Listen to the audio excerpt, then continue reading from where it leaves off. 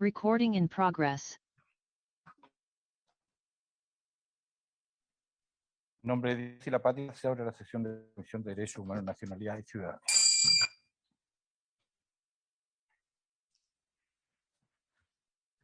Cuenta el primer punto de la tabla, secretaria.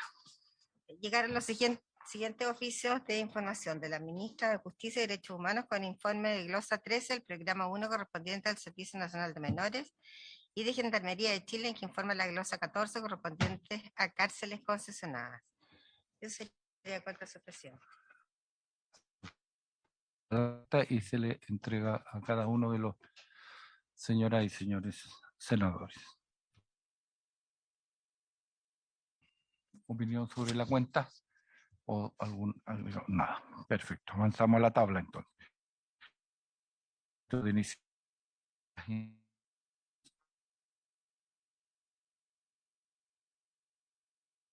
Prevención de mujeres embarazadas tengan hijos o menor daño de fallecimiento. Invitado en este caso la ministra de Justicia y Derechos Humanos, la señora Marcela Ríos, y el defensor regional de Ñuble.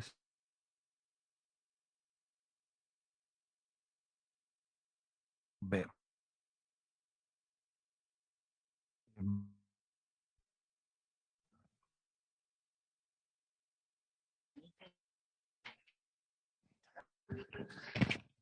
Ok, está presente en la sala la señora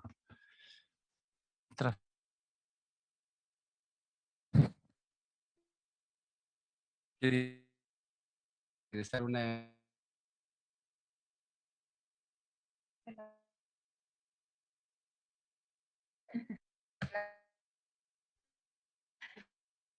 Pero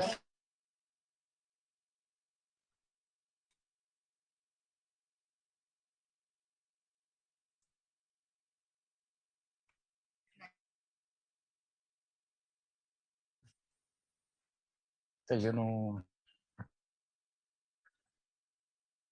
Bueno, a lo mejor en ocasión que tenga esa cuenta para incorporarla, aprobarla con modificaciones, o sea que con el reglamento de ocasión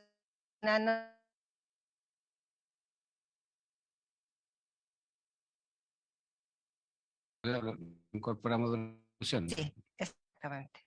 Déjala presentar ahora Sí. con esa condición. ¿Estamos? Bien, perfecto. ¿De acuerdo? Ok. Ya.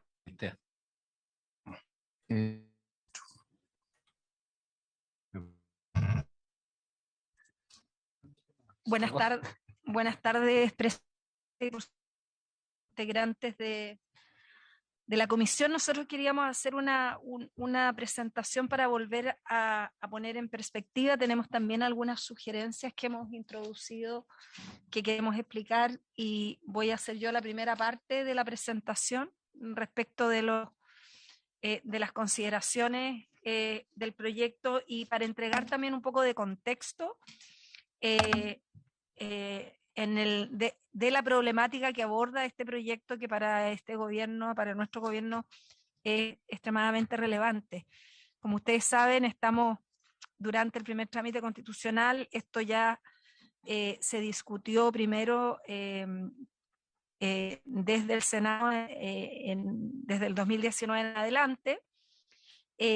Tenemos una opinión respecto desde la Corte Suprema, fue mi 13 de febrero del 2017, y estamos por lo tanto en la discusión de este proyecto, donde se ingresaron indicaciones. Bueno, vemos hoy día una, y nuestro gobierno desde el Ministerio también tenemos algunas indicaciones que agregar.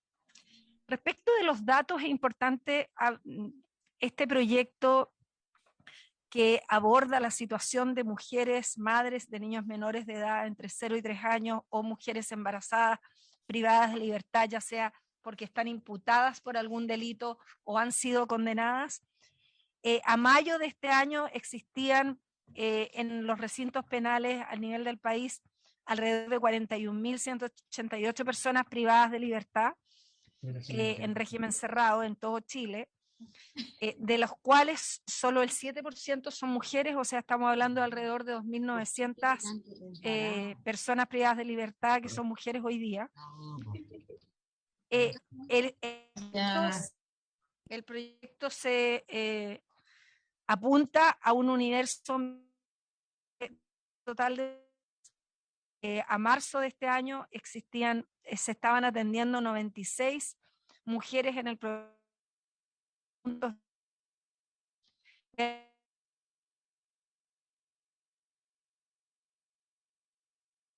Hay 2% condenadas.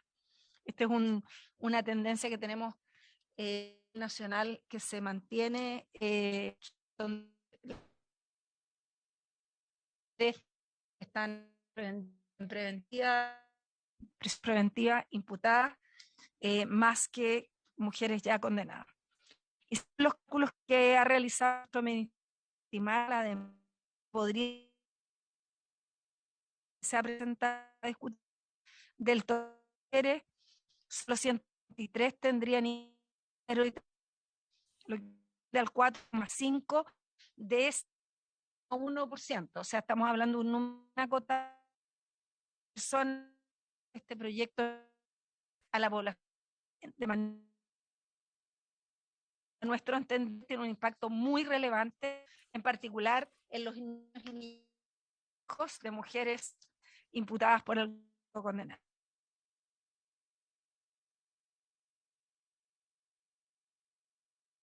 Es decir, que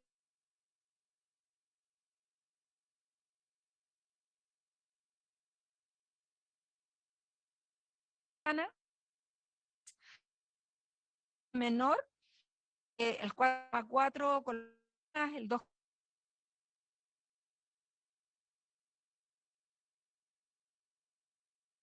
mujeres que están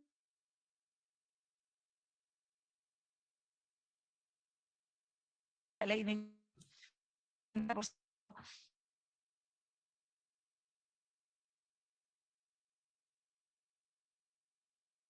alrededor del 90%.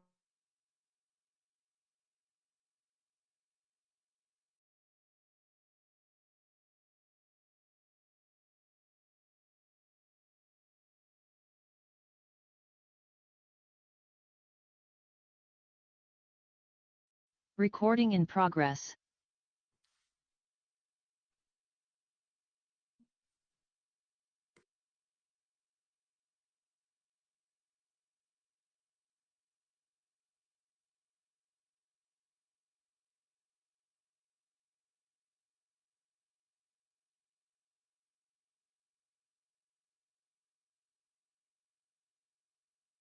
Al centro de la discusión los intereses de los niños y niñas, el interés superior del niño o la niña.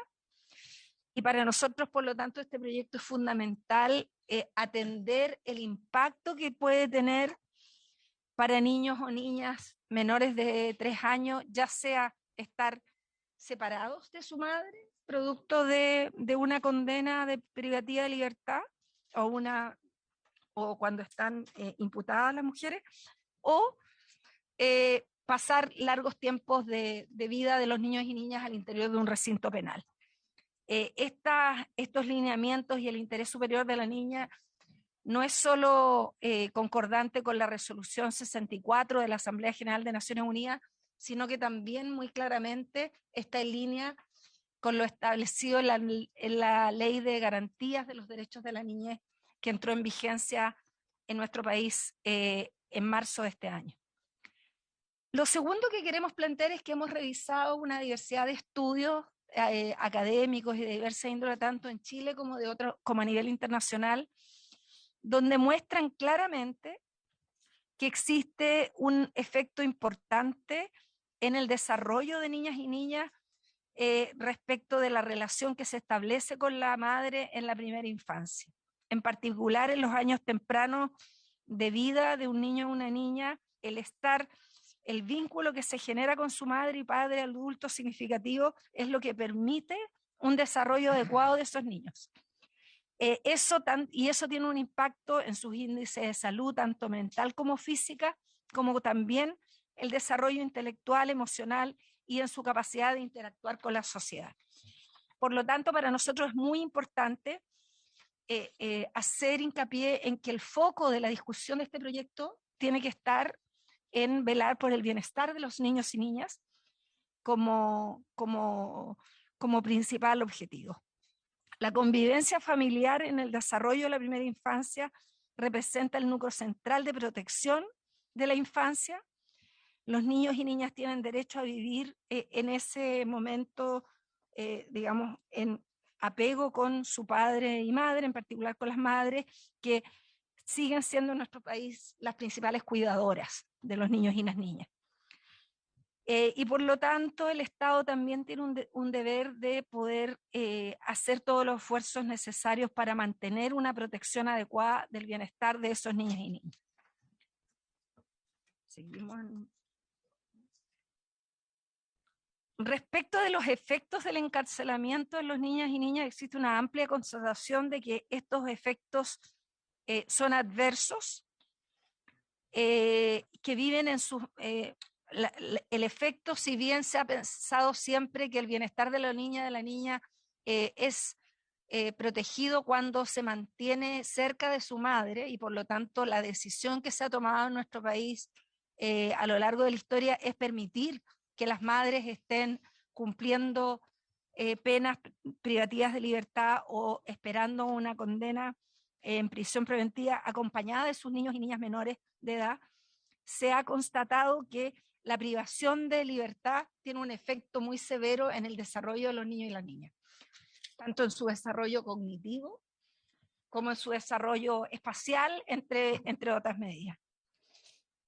Por todas estas razones señaladas, presidente, es que este proyecto de ley busca promover que el Estado privilegie otras medidas distintas a la reclusión de personas embarazadas o madres de hijos e hijas menores de 3 años, en base al principio del interés superior del niño y la niña, buscando evitar estos efectos nocivos de la reclusión infantil y entendiendo la importancia del fomento del apego entre hijos e hijas y sus madres en lugares distintos al recinto penitenciario.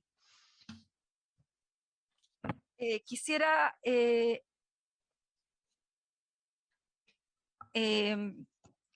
informarles que a partir de la discusión de este proyecto, nuestro ministerio ha hecho una revisión exhaustiva de los compromisos internacionales de nuestro país, de las propuestas de una mesa interinstitucional que se realizó durante el gobierno del presidente Piñera, que lideró la Subsecretaría de Derechos Humanos y la Subsecretaría de Justicia de nuestro ministerio, donde se recogió la opinión de distintas organizaciones de la sociedad civil que trabajaban con mujeres privadas de libertad y con recintos penitenciarios. También se volvió a tener discusiones y se revisaron las indicaciones que se han presentado, se revisaron las observaciones que ha manifestado la Corte Suprema, volvimos a realizar una reunión de trabajo amplia con organizaciones sociales y además hemos personalmente intencionado la visita a, no todos en estos 5 meses, pero a una gran cantidad de centros penitenciarios donde se encuentran mujeres con niños pequeños para poder interactuar, consultar y poder constatar las condiciones en las que hoy día se encuentran los niños y niñas que están privados de libertad acompañando a sus madres.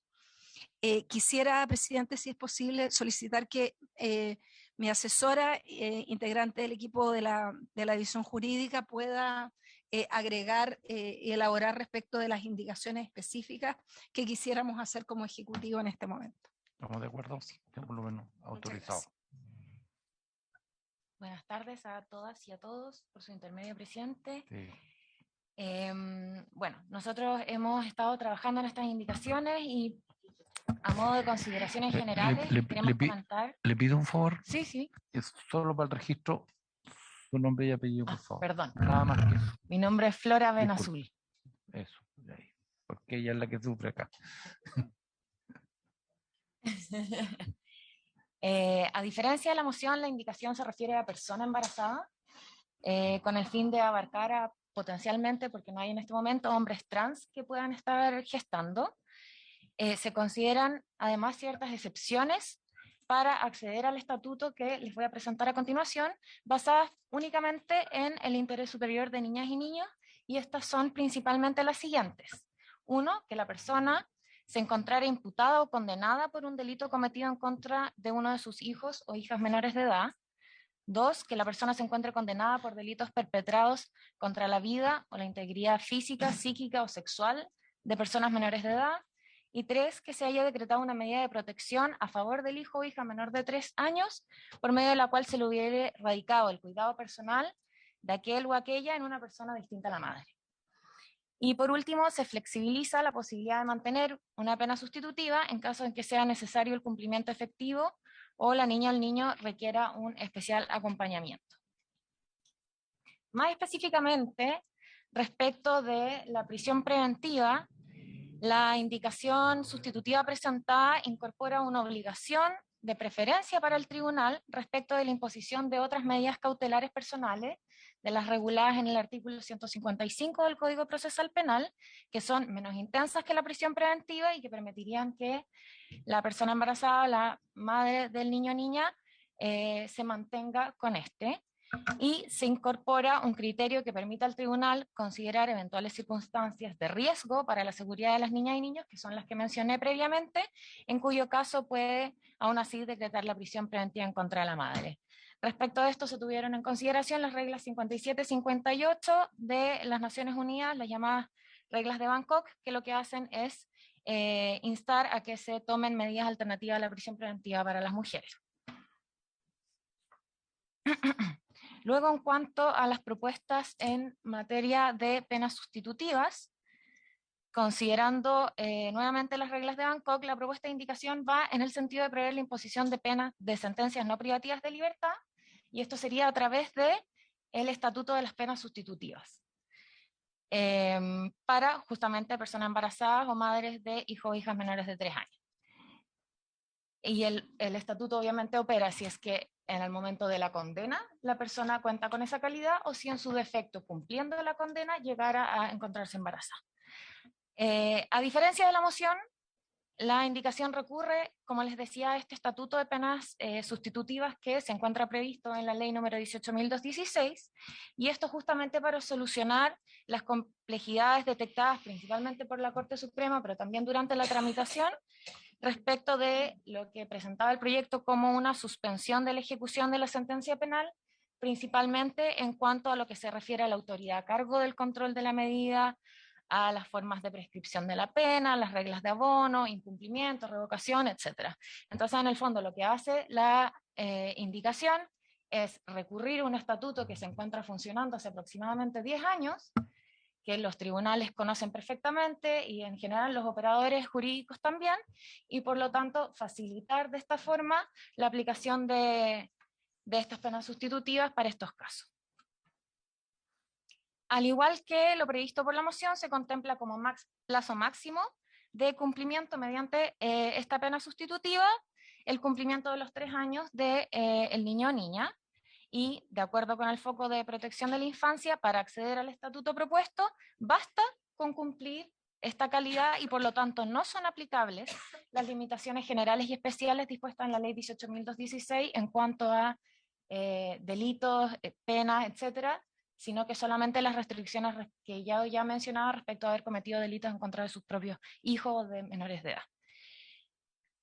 Y esto también es relevante con el fin de evitar que esta especial situación de vulnerabilidad afecte a las mujeres y personas embarazadas, y que esto constituye una circunstancia de abuso por parte de organizaciones criminales, especialmente vinculadas al narcotráfico. Se contempla una regla conforme a la cual solamente va a ser aplicable una vez. En el fondo, para tratar de prever que esta situación sea captada por otras personas y sean utilizadas las mujeres embarazadas o con hijos menores de 3 años para cometer delitos. Un poco lo que pasaba con los menores de edad en su momento. Bueno, por esas razones decidimos que se aplicase solo una vez. En particular, Respecto de la sustitución, nosotros proponemos que sea sustituida por la libertad vigilada intensiva. Es una de las penas sustitutivas más intensas que contiene la ley 18.216, y esto por cuanto viene asociado a un plan de intervención individual que comprende la realización de diversas actividades tendientes a la rehabilitación y reinserción social de la persona condenada, ajustándose a su perfil, y se incorpora expresamente como medida de control el monitoreo telemático. Sin embargo, dado que estos planes de intervención requieren un tiempo para su implementación y para su ejecución, respecto de niños que sean mayores de 2 años o, en su defecto, que la pena privativa impuesta originalmente sea menor, se presenta como opción la reclusión parcial, por ser ineficiente decretar la libertad vigilada intensiva. Esto también, a decisión del tribunal, por aplicarse las reglas generales, podría estar sometido a monitoreo telemático. Junto con esto, y para asegurar un poco el control de esta medida, para controlar que se mantengan las circunstancias que motivaron la aplicación, se impone la obligación a la persona de presentarse en dependencias de gendarmería una vez al mes, pudiendo excepcionalmente decretarse la visita de gendarmería al domicilio o al centro médico en que se encuentre la persona embarazada o la mujer madre, por razones de salud, etc. En cuanto a la muerte gestacional o fallecimiento del niño o niña, dado que el foco de este sistema es la protección de estos, la persona debiese reingresar a cumplir su pena privada de libertad. Sin embargo, y así lo planteaban algunas indicaciones, sin embargo, nos parece que una propuesta con perspectiva de género nos obliga a considerar especialmente dichas circunstancias, en particular a propósito del impacto emocional y en algunos casos físico que puede generar dicho suceso en la persona condenada. En consecuencia, la propuesta permite al tribunal, luego de que tome conocimiento de la ocurrencia del deceso y en audiencia citada al efecto, evaluar el momento apropiado en el cual la persona condenada debería ingresar o reingresar al establecimiento penitenciario.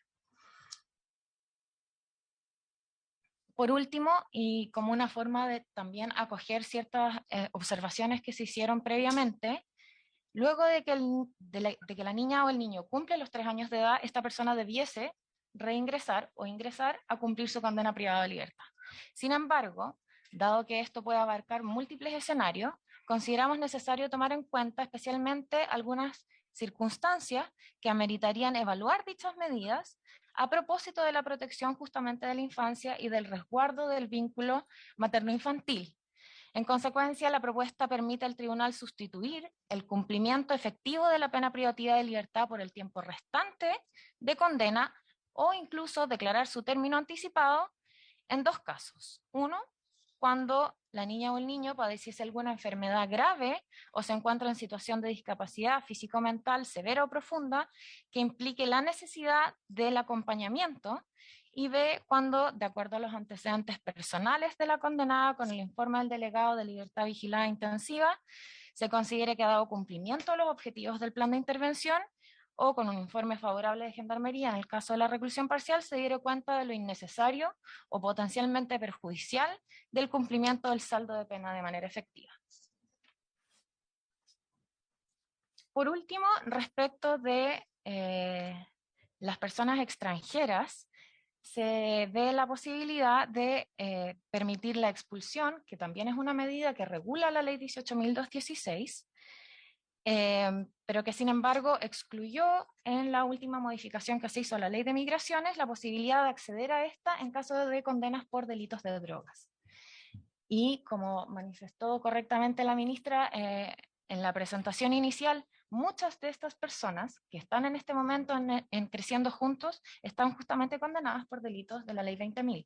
De manera que para hacer efectiva y eficiente la modificación, se elimina esta limitación y por lo tanto se permite a personas embarazadas o madres extranjeras de un hijo o hija menor de 3 años acogerse a la expulsión como pena sustitutiva. También, al igual que las otras penas sustitutivas, solo por una vez. Esto necesariamente será a solicitud de la persona condenada y se tendrá explícitamente en el texto propuesto en consideración el interés superior de la niña o el niño y su derecho a vivir en familia. En caso, obviamente, de que la persona decida no acceder a esta pena sustitutiva, le son de todas maneras aplicables las medidas que ya mencioné previamente. Muchas gracias. Ok, gracias. Tenemos también la presencia de el señor defensor regional de Ñuble. Yo sé, en aras del tiempo le ofrecería la palabra y después a ambos le preguntamos porque si no, no va a alcanzar a usar su tiempo. ¿Perdón? Tiene la palabra, senador. Agradecerle, presidente, porque creo que esto es un tema de mucha sensibilidad, pero además de mucha preocupación, sobre todo en regiones. A mí me parece muy meritorio que tengamos la presencia del defensor regional de nuestra región de Ñuble, que haya tenido la posibilidad de estar presente hoy día y que también la voz de la región y a través del trabajo mancomunado, serio, responsable y de excelencia que tiene allá con un equipo muy importante, nos pueda ilustrar además en este proyecto de ley. Le agradezco, presidente. No, gracias, senadora. Yo sé que su región es una gran región, así que también tiene un gran defensor. Te ofrece la palabra, defensor. Muchas gracias, señor presidente. Saludarlos a todos y a todas, y por su intermedio a los honorables senadores y senadoras que componen esta comisión. También, por cierto, a la señora ministra de Justicia y Derechos Humanos, que también está presente, y demás invitados especiales. En nombre propio y del Defensor Nacional, don Carlos Morijano, agradezco la invitación que se nos ha hecho cursar, que se nos ha cursado para poder estar presentes en esta importante sesión en donde se está tratando un tema de mucha relevancia, como acá lo han señalado quienes me han precedido en la palabra. Efectivamente, y puedo decir que desde Ñuble, como bien lo destacaba la señora senadora Rodrigo Carvajal, estamos evidentemente preocupados por este tema y queremos hacer un aporte, contribuir a una decisión que es importante como Estado, como país, como sociedad. Digo esto, señor presidente, puesto de que justamente para poder entrar ya en materia, me gustaría hacer presente o traer a la memoria de todos nosotros una situación acaecida acá en la región, ya respecto de una madre que recientemente, estando privada de libertad, dio a luz a su primer hijo. Ella, obviamente en la condición en la que se encuentra, llevó a que nosotros como Defensoría Penal Pública solicitáramos ante la Ilustrísima Corte de Apelaciones la revisión de su medida cautelar y finalmente que se le dejase en libertad, en compañía de su hijo, durante el tiempo que dura la investigación. Esa decisión, sin embargo, fue negada por la Ilustrísima Corte en un fallo 2-1, por mayoría, 2-1, básicamente bajo el argumento de que no existía o no existe en nuestra legislación actual norma alguna que autorice o que faculte a un tribunal para que una persona quede sujeta a una medida cautelar menos intensa que la prisión preventiva por las razones que ya he señalado.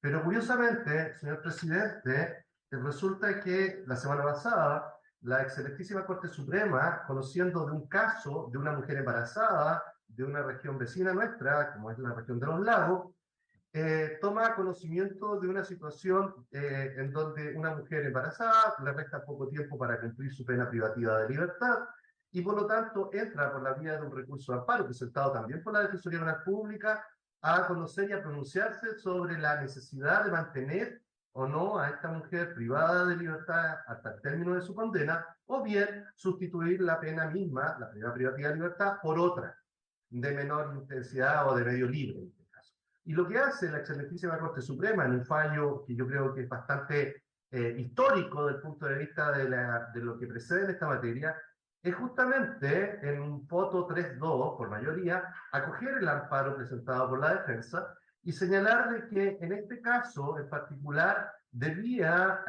y reconociendo que no existía una norma legal que lo autorizara, pero sí debían, por lo tanto, considerarse otros elementos, particularmente instrumentos internacionales de derechos humanos, que han sido ratificados por nuestro país y que por lo tanto están incorporados dentro de nuestra normativa interna, dentro de nuestro ordenamiento jurídico, y por lo tanto en base a esas disposiciones legales, en este caso de tratados internacionales de derechos humanos, entonces acoge la petición.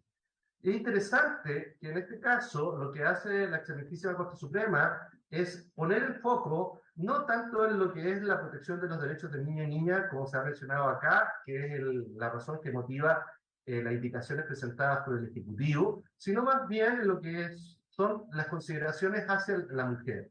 Y digo esto porque lo que hace en un control de convencionalidad la excelentísima Corte Suprema, o a través de un control de convencionalidad, es decirnos lo siguiente: recordarnos que Chile ha suscrito una convención de Naciones Unidas que busca eliminar toda clase de discriminación contra la mujer, la Convención de CEDAW. También nos recuerda que nuestro país ha suscrito a nivel interamericano una convención que busca eliminar, erradicar, sancionar y prevenir toda clase de violencia contra la mujer, más conocida como Convención de Belém do Pará. Y finalmente, también nos recuerda que a nivel de tratamiento de personas privadas de libertad, Chile ha suscrito la regla de Naciones Unidas para el tratamiento de reclusas y medidas no privativas de libertad, conocidas como las reglas de Bangkok.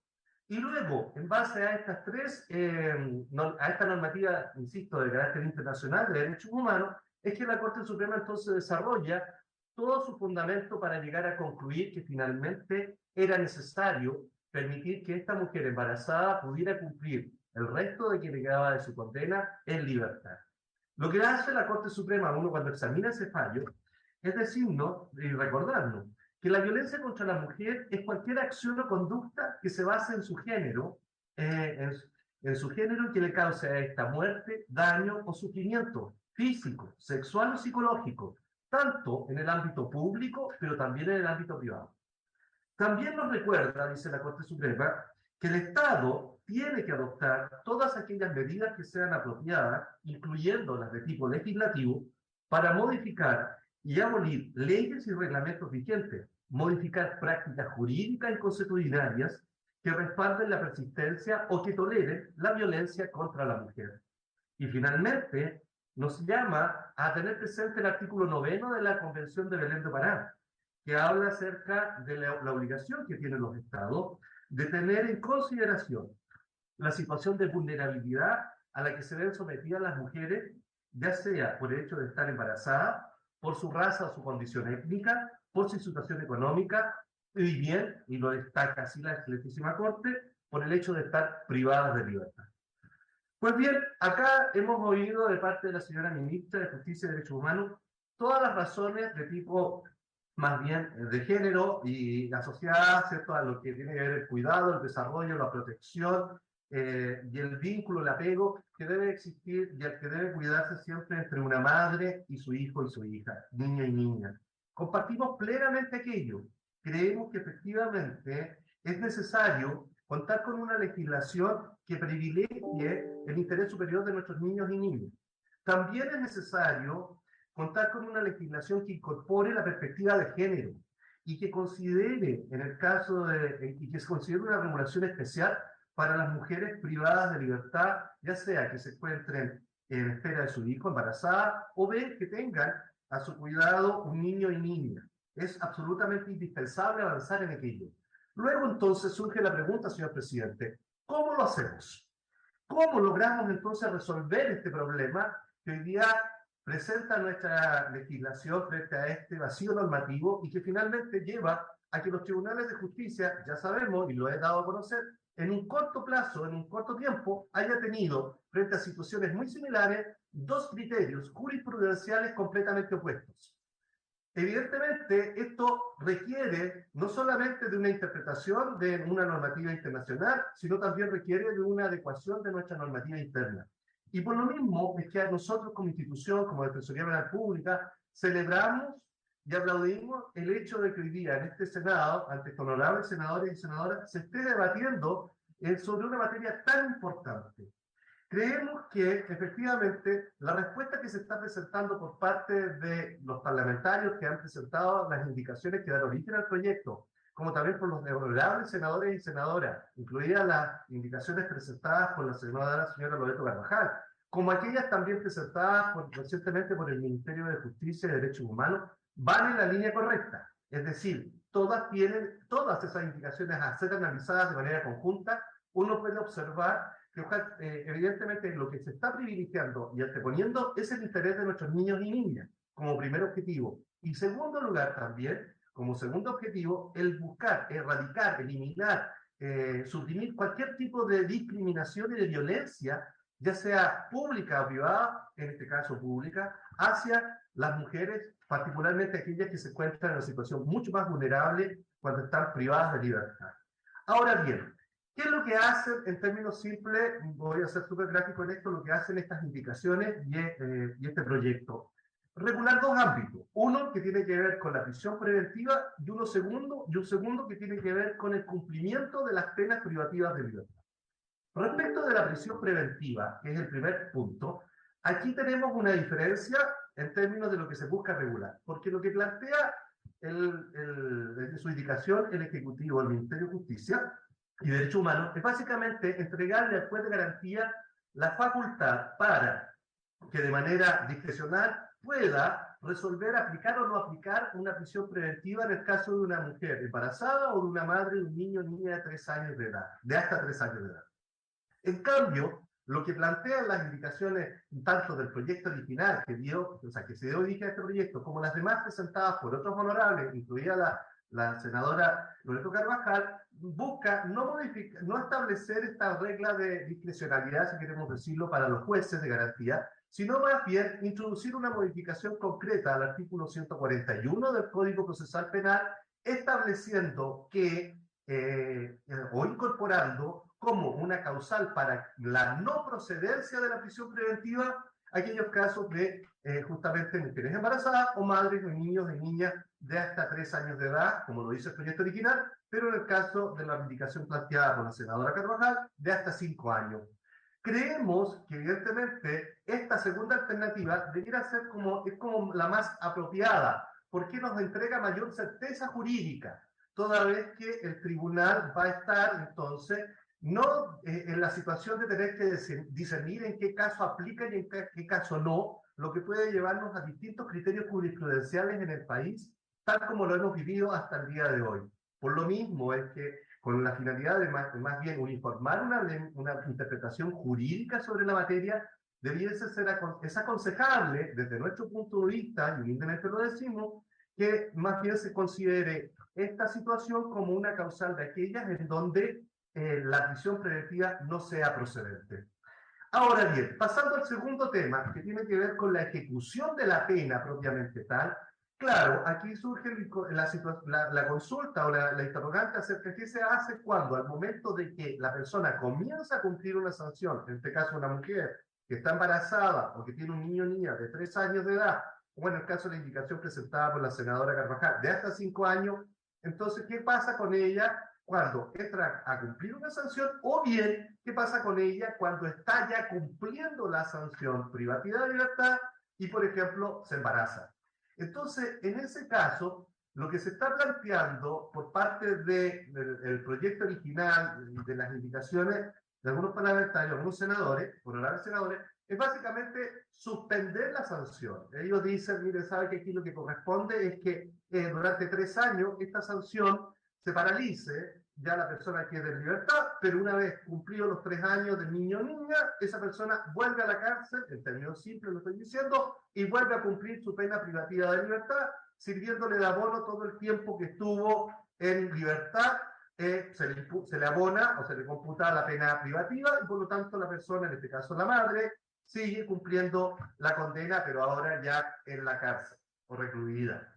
Lo que plantea desde eso, y por eso es que se planteaba por parte de la señora ministra muy bien, que esto ha tenido reparos por parte de la excelentísima Corte Suprema, generar una institución nueva de suspensión, cómo se compatibiliza eso en términos de igualdad de la ley con otro tipo de sanciones, etcétera. Y por lo tanto el camino que toma en este caso el Ministerio de Justicia, el Ejecutivo, y que también toma la indicación presentada por la señora Loreto Carvajal, va desde nuestro punto de vista en la línea correcta. Porque si uno revisa las dos indicaciones, van orientadas hacia no suspender la sanción privativa de libertad por 3 años para que luego la madre retorne a la cárcel. No, es más bien cambiarla, sustituirla, esa pena privativa de libertad, por otra pena que sea en el medio libre. De aquí surgen distintas ideas, porque lo que plantea en este caso el Ejecutivo es que esto sea a través de una modificación a la ley 18.216, incorporando 3 figuras nuevas o 3 artículos nuevos, que son el 17 ter, quinques, quater y quinques, que básicamente en términos simples, señor presidente, lo que dice es, mire, la madre o la mujer embarazada y la madre con un niño o niña de hasta 3 años, que inició el cumplimiento o que está o que ya está cumpliendo, entonces le vamos a sustituir esa pena, la vamos a cambiar por una pena no privativa como es la libertad vigilada intensiva. Y para el caso de una pena inferior a 1 año, será reclusión parcial domiciliaria. Ambos casos sujetan a la persona a un control de la autoridad por parte también del monitoreo telemático, como aquí se ha mencionado. Bueno, lo que hace la propuesta presentada por la honorable senadora Loreto Carvajal es la misma línea, pero no modificando el artículo, la ley 18.216, sino modificando o incorporando un nuevo artículo al Código Procesal Penal, el que sería en este caso el 468 nuevo, que en el fondo busca también el mismo propósito, es decir, que la madre pueda, que esté embarazada o que tiene un niño o niña, pueda también entonces cumplir lo que su sanción en libertad con una pena sujeta, una pena medio libre. Por lo tanto, si uno analiza, ambas indicaciones son muy similares en términos de los objetivos que se persiguen, del fin último, pero que lo hacen de una forma distinta. Uno a través de una modificación al Código Procesal Penal y la otra, que es la del Ejecutivo, a través de una modificación a la Ley 18.216. Ahora, nos parece que ambas indicaciones también cumplen con varios objetivos que son, o se ponen en varios supuestos que son similares. Por ejemplo, tanto la indicación presentada del Ejecutivo como la de la señora honorable senadora Carvajal apuntan a que la persona no quede en libertad simplemente sin nada. Ambas apuntan a que la persona esté cumpliendo en libertad una pena sustitutiva distinta, sometida a un régimen de libertad vigilada, sujeta a un plan de intervención individual. En eso las dos coinciden. También las dos coinciden en que si la persona, en este caso la mujer que está embarazada o tiene un niño o niña de hasta 3 años o 5 años y comete un nuevo crimen o simple delito y es condenada por ese crimen o simple delito, por sentencia firme y ejecutoriada, debe entonces revocársele la pena, en este caso, que se le ha concedido en el medio libre. También coinciden ambas indicaciones en que debe considerársele como abono, en el caso de que haya una revocación, al tiempo que ha estado cumpliendo de manera efectiva la pena no privativa de libertad. Y también consideran ambas indicaciones la posibilidad de que, una vez que el niño o niña alcance los 3 años de edad, como dice el Ejecutivo, o alcance los 5 años de edad, como dice la honorable senadora Carvajal, entonces en ese caso, y si aún le resta por cumplir tiempo de su condena, esta condena le sea remitida. En el fondo, un término anticipado, pero no en cualquier caso. Solo en aquellos casos en donde existan antecedentes calificados que hagan presumir, o sea, es necesario pensar que se han cumplido los objetivos que se tuvieron al momento de imponer la sanción. Ahora, nos parece que esa salida que se está planteando en esta indicación viene a resolver, por uno o por otro lado, este problema que ha sido planteado desde el Poder Judicial, por lo tanto, también estamos de acuerdo con ello. Ahora, lo que no hace la indicación de la honorable senadora Carvajal, que sí incorpora en la indicación del Ejecutivo, y que nosotros no vemos inconveniente que se pueda incorporar eso también, está en el hecho de considerar una hipótesis especial frente a los casos de fallecimiento gestacional del niño o niña, para determinar si en ese caso es necesario que la madre, que ha vivido un momento tan traumático en la vida de ella, como en la pérdida de su niño o niña, estando embarazada, tenga que necesariamente volver a la cárcel. Parece que eso debiera ser entregado a esa situación debiera ser conocida y ponderada por el tribunal, atendida las particularidades que ello tiene, pensando ya en este caso en la mujer, en este caso que se puede, la madre afectada. También compartimos la necesidad también de poder considerar, como lo plantea el Ejecutivo, la posibilidad de remitir la pena, es decir, un término anticipado, cuando hay una incapacidad física o mental del niño o niña. O sea, Indudablemente, si pongámonos en un supuesto, honorable senador, señor presidente, senadora, señor presidente, que tengamos un niño de una incapacidad física y mental de por vida, obviamente el hecho de que su madre tenga que regresar a la cárcel solo por haber alcanzado cierto tramo etario, parece una medida muy desproporcionada si no olvidemos cuál es el interés que está detrás de esto. Obviamente darle una mayor protección a ese niño o niña. Ahora, también nos parece que tiene mucho sentido el que, obviamente, y lo dicen ambas indicaciones, tanto el Ejecutivo como la senadora, que durante todo el tiempo, obviamente que la madre esté en libertad, queda sujeta a un plan de intervención, ya lo dije, eso es muy importante.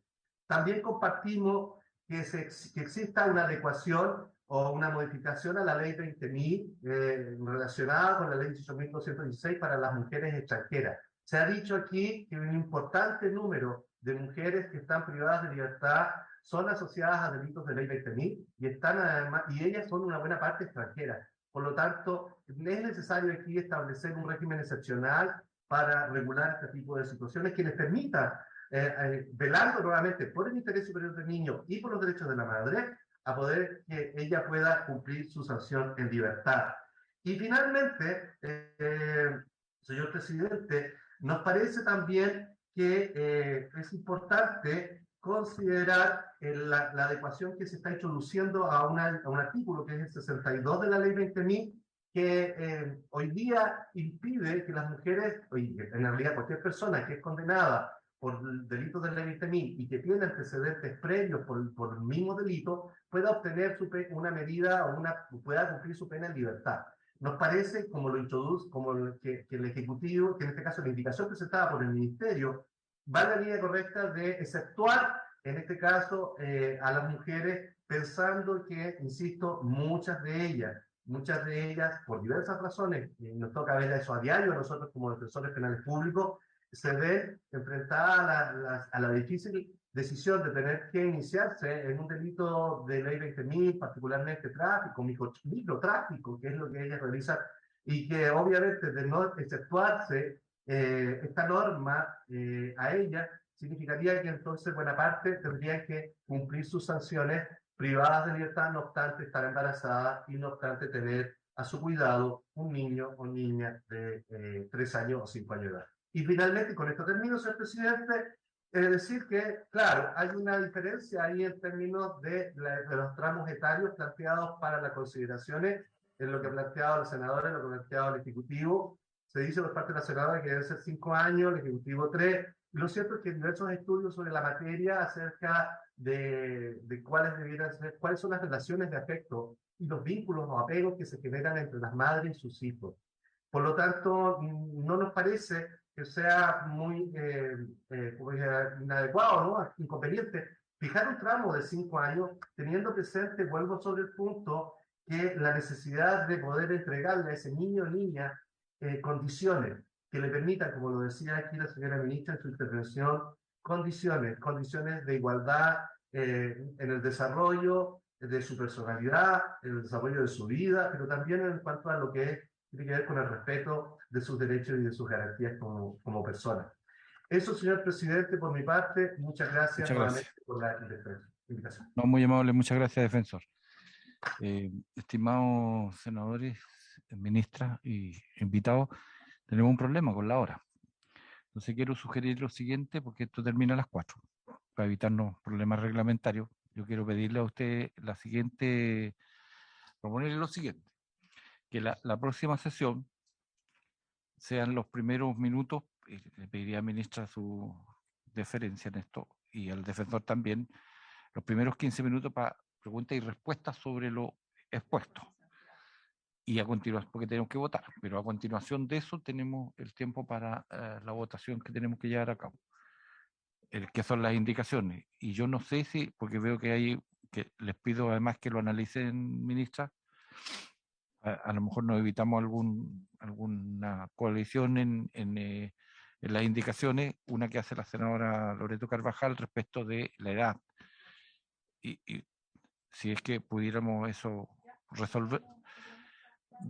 resolverlo antes de que, porque yo lo tomo por el lado de, sobre todo que la educación preescolar, que ese niño o niña tendrían que tener, es el tramo más importante, y a lo mejor 3 años queda de verdad un poco corto, porque hasta los 4 están en el jardín y el quinto ya les pediría eso, para llegar entonces con una propuesta muy consolidada, que tenga las menores discrepancias posibles. Puede haberla, el debate resuelve eso, pero ¿para qué cuando podemos conversarlo antes y podemos resolverlo de buena forma? Les sugeriría eso, si es que no hubiera diferencias. Senadora. Le agradezco mucho, presidente, la propuesta y el tiempo. Solo agradecer la excelente, ¿cierto?, Era que no le agradecía. exposición de nuestro defensor, pero además porque creo yo sumamente importante generar, a propósito de la indicación, pero además de la discusión de este proyecto, tener la posibilidad a lo mejor de que el resto de los colegas senadores se puedan sumar a esta indicación. Bueno, sería sí. interesante poder tener también el trabajo de sus asesores, y por supuesto que ha convenido la ministra en tenerlo en conjunto, pero también solicitar que en la próxima sesión pudiera también ser convocado nuestro defensor penal público de la región, a efecto de que pueda participar también de la discusión y por supuesto de los comentarios de esta exposición. Yo cuando estoy planteando que los primeros 15, porque tenemos un tema de tiempo, quiero que me entiendan en esto, los primeros 15 minutos los vamos a dejar justamente a pregunta, respuesta, debate, y ahí usted tiene que estar, tanto la ministra como usted como defensor de la región de Ñuble, por supuesto, siempre la del Biobío más importante, la madre. Así que, habiendo agotado el tiempo y los agradecimientos a los participantes, les reitero la invitación a ambos para esto sería el lunes, el martes 30, defensor va a ser, y ministra, para que tenga sus agendas disponibles, va a ser entonces la sesión de la comisión, y ahí les reitero, los primeros 15 son para preguntas, respuestas, y después entramos a votar. ¿Santa Rosa? Sí, pero bueno, nos invitan. Se agradece, habiéndose cumplido el propósito de felicitar esta sesión, esta se levanta. Muchas gracias. Recording stopped.